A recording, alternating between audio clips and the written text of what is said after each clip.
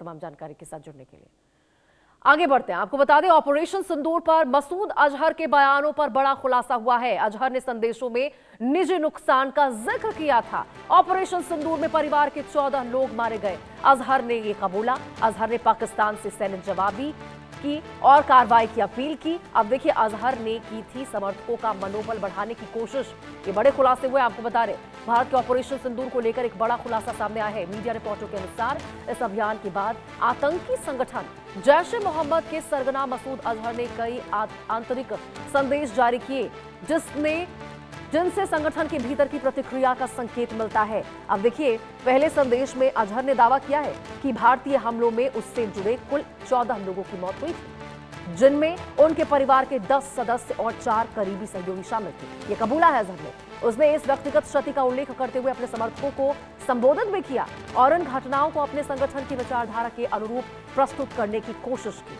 रिपोर्टों के मुताबिक बाद के संदेशों में अजहर ने पाकिस्तान से भारत के खिलाफ सैन्य कार्रवाई की अपील की और बाद में पाकिस्तान की प्रतिक्रिया का समर्थन भी किया। इन संदेशों को आतंकी संगठन के भीतर मनोबल बनाए रखने और समर्थकों को एकजुट करने की कोशिश के तौर पर देखा जा रहा है। अब देखिए, सुरक्षा विशेषज्ञों का मानना है कि ऐसे संदेश आतंकी संगठनों द्वारा अपने नेटवर्क को सक्रिय बनाए रखने और प्रचार के उद्देश्य से जारी किए जाते हैं, ताकि उनके जो लोग हैं उनका मनोबल बना रहे। वहीं भारतीय सुरक्षा एजेंसियों के द्वारा लगातार सीमा पार सक्रिय आतंकी ढांचे पर नजर बनाए हुए हैं और आतंकवाद के खिलाफ अपनी रणनीति को और भी ज्यादा मजबूत कर रही है। अब देखिए, ऑपरेशन सिंदूर के बाद सामने आए इन संदेशों से यह भी संकेत मिलता है कि भारतीय कार्रवाई का असर आतंकी संगठनों के नेतृत्व और उनके नेटवर्क तक पहुंचा था।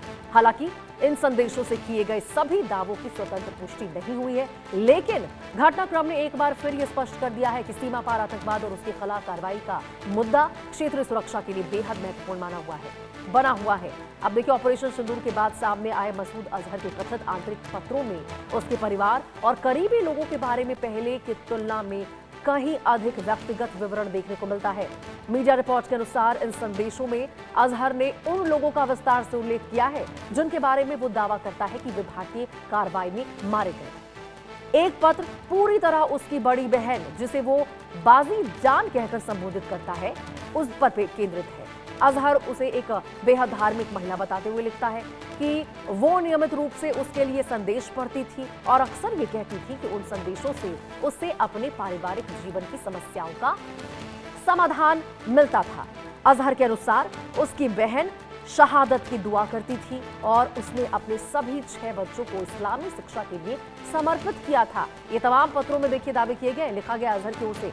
वो दावा करता है कि उसके सभी बच्चे धार्मिक शिक्षा से जुड़े थे और हमले में उसकी बहन के साथ उसके सबसे छोटे बेटे और सबसे छोटी बेटी की भी मौत हो गई। एक अन्य पत्र में अजहर अपने बहनोई हाफिज मोहम्मद जमील का उल्लेख करता है, जिन्हें वो बहावलपुर की अनाज मंडी में अकाउंटेंट बताता है। वो दावा करता है कि जमील संगठन से जुड़े एक धार्मिक संस्थानों का लेखा जोखा भी संभालते थे और अपनी ईमानदारी के लिए जाने जाते थे। पत्र में एक बकाया कर्ज का भी जिक्र है, जिसके बारे में अजहर लिखता है कि जमील के नियोक्ता ने उनकी ईमानदारी का हवाला देते हुए बाकी रकम लेने से इनकार कर दिया था।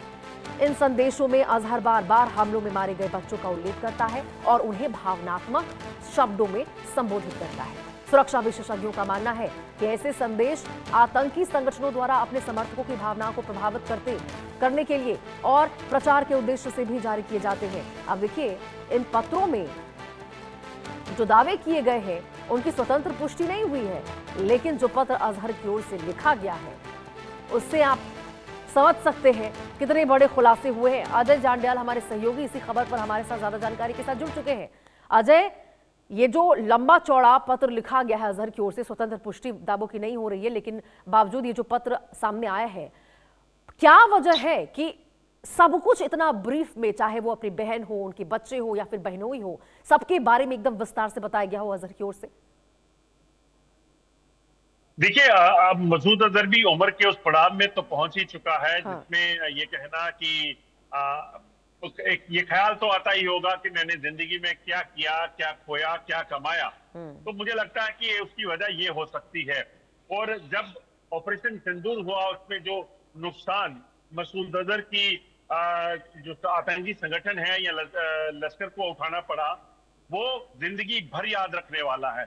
मगर मसूद अजहर इस खत में ये लिखना शायद भूल गया, क्योंकि लिखना ये चाहिए था कि इन सब की मौत का जिम्मेदार वो खुद है। वो क्यों? क्योंकि अगर पिछले इतने सालों से जम्मू कश्मीर और भारत में चलाए जा रहे आतंकवाद को इसने नहीं चलाया होता तो आज शायद ये नौबत ना आती। आज इसके करीबी जो मारे गए हैं, और आपको ये भी बता दूं कि एक चिट्ठी इसने ये लिखी है कि कौन कौन मारा गया, क्या क्या रिश्ता था, वो कैसा था, वो क्या करता था। एक चिट्ठी वो भी है जिसमें ये भी लिखा गया है कि इन लोगों ने अपना जो काम था वो पूरा किया। इसका मतलब ये है कि ये भी कहीं ना कहीं इसके संगठन के साथ जुड़े हुए थे। किसी भी तरह से जब ये एक्शन हुआ उससे पहले अगर ये सोचा होता कि पहलगाम में मासूम लोगों की हत्याएं जब कर रहे हो, जब उनकी बीवियों को ये कह रहे हो, महिलाओं को कह रहे हो कि आप मोदी को सुनाना कि ये जो किया गया है ये क्यों किया गया है, मजहब पूछ के जब आप मार रहे थे तब आपको याद नहीं आया, तब तुम नहीं समझे कि जो लोग हैं दर्द उस तरफ भी उतना ही होता होगा। बिल्कुल अजय, और देखिए यहाँ पर किसी की बहन, किसी की बेटी, उसको जब मारा, किसी बच्चे को अनाथ कर दिया गया, उस वक्त यहाँ पर इसको जहन में नहीं आया ये तमाम बातों को। लेकिन अभी जब पत्र में कितने ही विस्तार से, भावनात्मक तरीके से उल्लेख किया गया है कि उसकी बेटी मारी गई है, उसका बच्चा मर गया है, बहुत ही धार्मिक वो थे, कोई लेना देना इनका नहीं था। लेकिन फिर वही बात है ना कि यदि आपकी जैसी करनी वैसी भरनी, आपके कर्मों का फल किसी ना किसी को तो मिलना ही था, और फिर वही देखने को मिला है इसके साथ।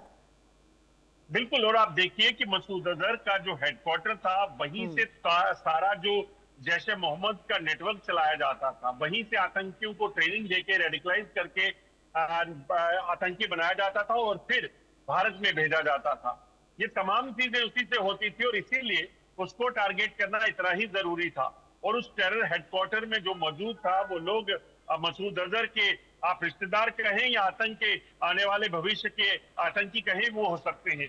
बिल्कुल अजय, और देखिए कहीं ना कहीं यहाँ पर कहा जरूर जाता है विशेषज्ञों के द्वारा कि ऐसे पत्र लिखे जाते हैं तो जो समर्थक होते हैं उनका मनोबल बढ़ाने की कोशिश की जाती है, प्रभाव उत्पन्न करने की कोशिश की जाती है। लेकिन कहीं ना कहीं वो दावे जिसकी पुष्टि कभी भी पाकिस्तान की ओर से नहीं की गई, हमेशा नकारता रहा कि कोई नुकसान हमें हुआ ही नहीं है। कम से कम अब अपने ही आतंकवादी को सुनकर तो वो इस चीज को एक्सेप्ट करेगा ना कि हाँ, भारी नुकसान तो हुआ था हमको जब यहाँ पर हमला किया गया था। तो देखिए, बिल्कुल आज ये भारी जान जिस बहन को कह रहा है, थोड़े दिन पहले मसूद अजहर जो है ऑपरेशन सिंदूर के बाद एक इसका ऑडियो सामने आया था जिसमें ये कह रहा था कि महिला दस्ता जैसे मोहम्मद का तैयार हो गया है। ये आतंकी बनाने में कोई कसर नहीं रखते। अगर आप देखें तो एक वीडियो ऐसा भी सामने आया था जिसमें बच्चों को आतंक की ट्रेनिंग लेते हुए, वेपन चलाते हुए जो है वो देखा गया था पाकिस्तान में। तो ये स्पष्ट चीजें हैं कि वहां पर कौन जैसे मोहम्मद, लश्कर तैयबा, अल-बदर और तमाम जो आतंकी संगठन है उनमें रहकर महिलाएं, बच्चे, ये सबको आतंक का पाठ पढ़ाते हैं और फ्यूचर टेररिस्ट बनाते हैं। तो ये इसलिए ये कहना कि वो आज रिश्तेदारियां इनको समझ आ रही हैं, तो रिश्तेदारियां तब बिल्कुल बिल्कुल अजय, और देखिए अब साफ है कि कम से कम ये जो पत्र निकलकर सामने आया है, पाकिस्तान की तो धज्जियां यहाँ पे उड़ रही है। पोल खुल ही रहा है कि हमने ऑपरेशन सिंदूर के दौरान कैसे उसको 4 दिनों के अंदर महज घुटनों पर ला दिया था। अब उसी के आतंकवादी ने जुबानी अपनी बोल दी है। ठीक है, बहुत बहुत शुक्रिया आज आपका तमाम जानकारी के साथ जुड़ने के लिए। चलिए, और इसी के साथ खबरों का सिलसिला लगातार जारी रहेगा। फिलहाल एक छोटे से ब्रेक के लिए। बीमारी हुई